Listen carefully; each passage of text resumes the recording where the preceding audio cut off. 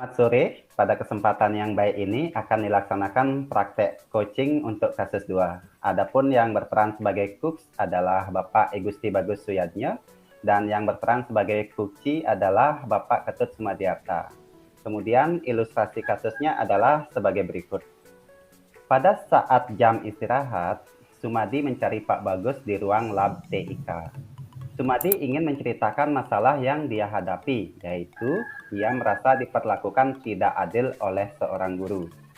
Guru tersebut membuka les privat dan sebagian besar murid di kelas mengikuti les privat tersebut, kecuali Sumadi. Sumadi merasa tidak nyaman ketika guru sering menyindir murid yang tidak mau ikut les privatnya. Bahkan, Sumadi juga merasa bahwa nilai yang diberikan pun tidak adil. Para murid yang mengikuti les guru tersebut mendapatkan nilai yang lebih baik dari murid tersebut. Selanjutnya, saya persilahkan Pak Bagus dan Pak Sumadi untuk melakukan praktek coaching.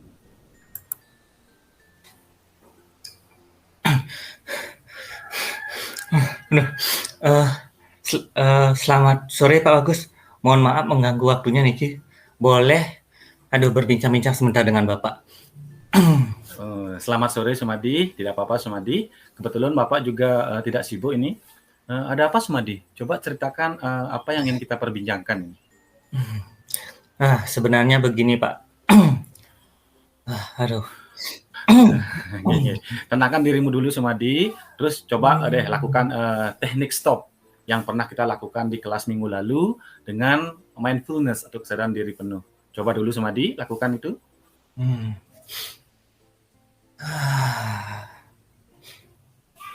Sudah Pak, sudah. Nah, bagaimana perasaanmu sekarang? Sudah lebih tenang Pak, udah agak lega sedikit. Syukurlah ya. Terima kasih Pak. Syukurlah. Sekarang coba ceritakan ada apa sebenarnya Niki?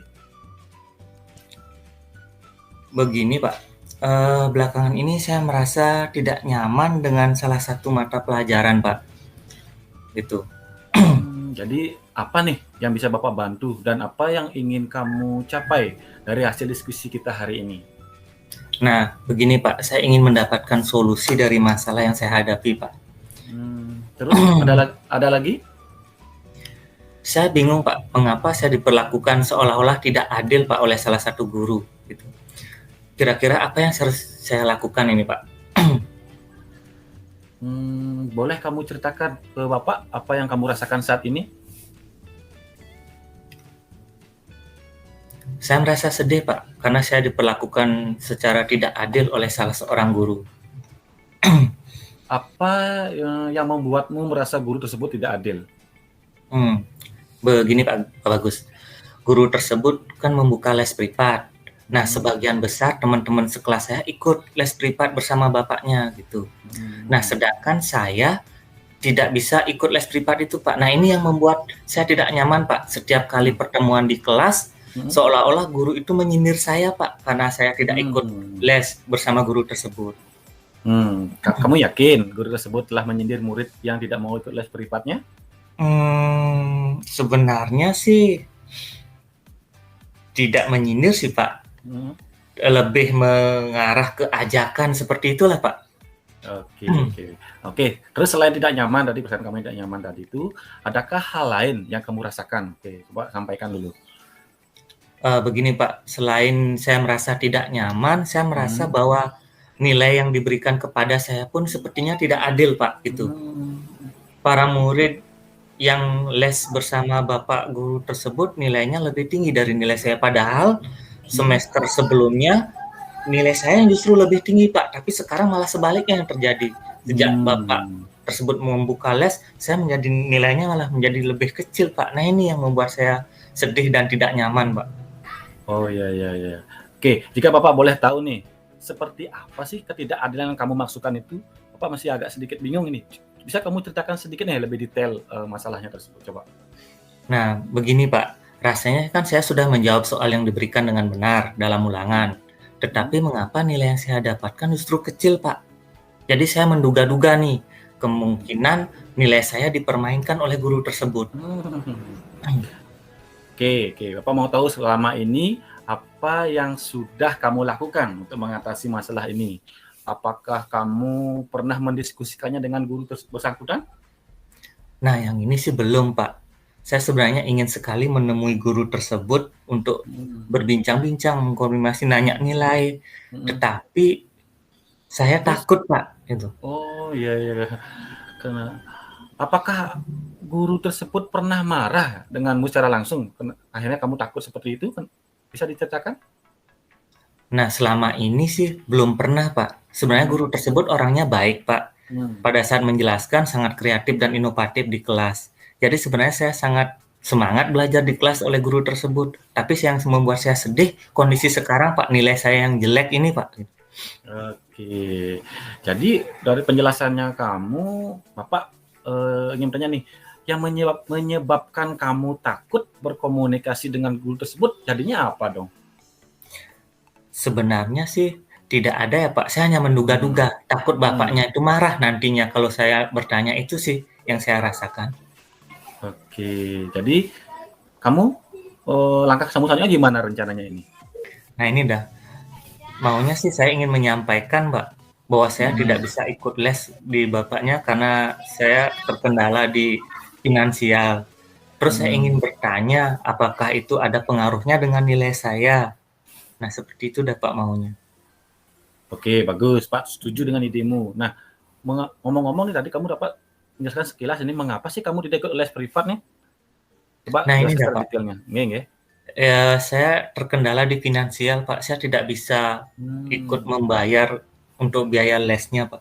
Oke. Baiklah kalau begitu, Bapak paham kondisi ekonomi keluargamu, Sumadi.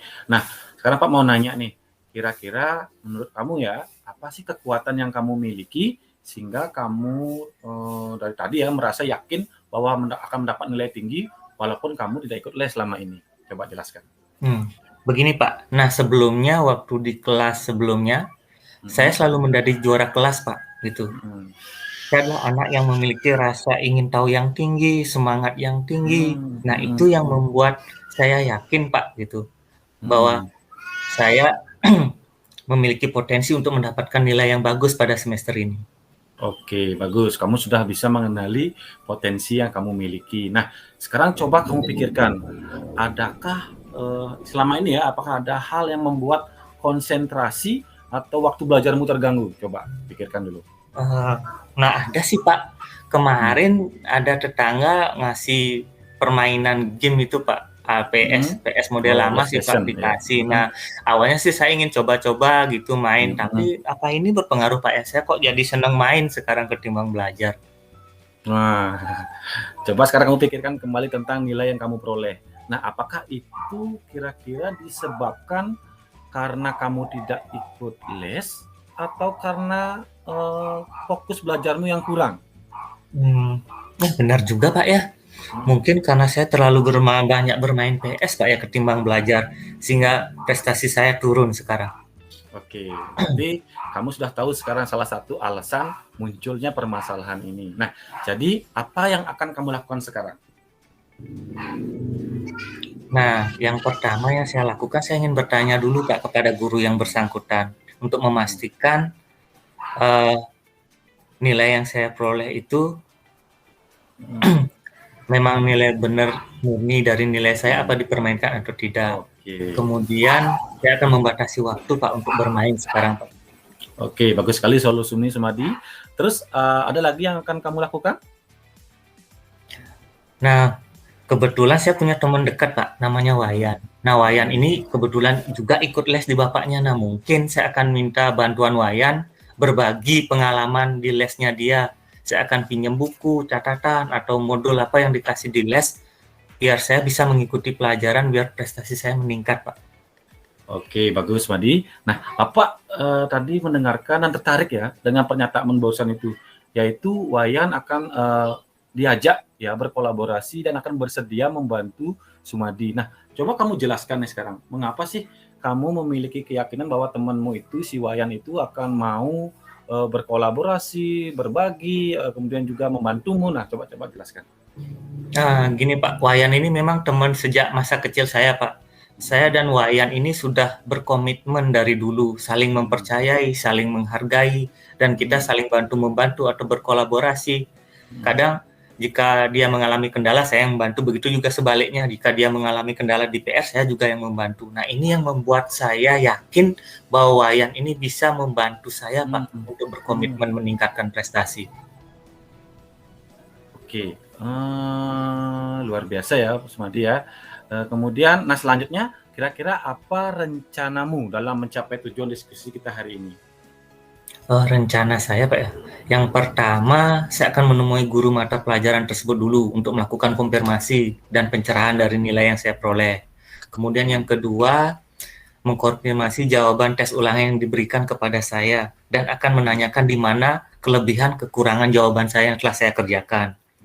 Terus yang ketiga, saya akan membatasi waktu bermain PS terutama, Pak. Kemudian yang keempat, akan membuat jadwal pelajaran biar lebih fokus dan lebih konsentrasi. Kemudian yang kelima, saya akan belajar berkolaborasi dengan Wayan ini, Pak. Oke, bagus sekali Sumadi. Bapak sangat suka rencanamu itu. Lalu komitmen apa yang akan kamu lakukan untuk menjalankan rencanamu ini? Nah ini dah Pak. Komitmen saya maunya sih menemui dan melakukan komunikasi dengan guru. Saya ingin berbicara dan secara jujur lah, secara terbuka dengan gurunya. Kemudian yang kedua, saya akan berusaha mendisiplinkan diri, Pak, mengurangi bermain PlayStation dan menambah jam untuk belajar. Dan yang ketiga, saya akan selalu berpikir positif, Pak. Awalnya kan saya menduga-duga guru tersebut, jangan-jangan nilainya dipermainkan. Nah, dari sini saya akan berpikir positif dulu, Pak. Oke, bagus sekali ya. Lalu kira-kira siapa yang akan Sumadi mintai bantuan nih dalam menjalankan komitmenmu yang tadi ya, kamu jelaskan tadi. Kebetulan Bapak kan selaku wali kelas saya, Pak.